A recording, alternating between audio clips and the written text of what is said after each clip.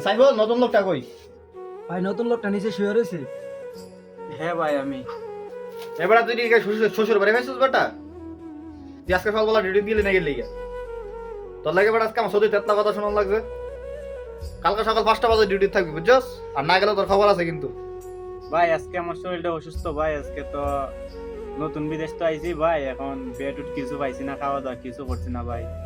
এখন ভাই যে কাজ দিছে মাজা কাজ, ভাই মাজা কাজ তো আমি করতাম না ভাই, আমারে দাঁড়ালে হইয়া দিছে কফি শপের কাজ।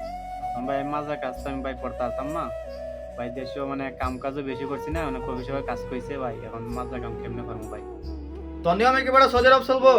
তোর দালালে হ্যান ত্যান করে দিছে হে কত, তুই আমার তো কইলে চলবো নাকি? তুই সৌদি আরব কোম্পানি যাইছস, তোর অনেক কোম্পানি যে কাজ তোর এই কাজ করতে হইব। তোর মাজরা কাটার কাজ দিছে, তুই মাজরা কাটবি কালকে গিয়েছিল। আর যদি না কাটো সৌদি আমার অনেক ফাড়াইছে, তুই পাসপোর্ট দে। তোর দেড়শো দিব, তোর সৌদি আরব থাকতে হইব না বুঝছস?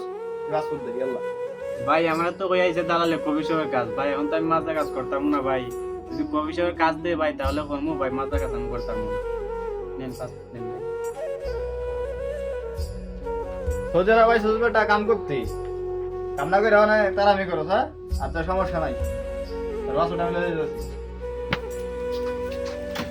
ভাই নতুন বিদেশ আইছেন, কত কিছু দেখবেন, কত কিছু শিখবেন।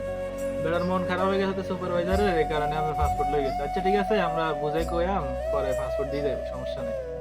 ভাই আগে যদি জানতাম বিদেশি এরকম ভাই, তাহলে জীবনও বিদেশ আইতাম না ভাই। 5-6 লাখ টাকা ভাই ঋণ করে আইছি দেশে, তখন ভাই এই চিন্তা মাথার ঘুম নাই ভাই।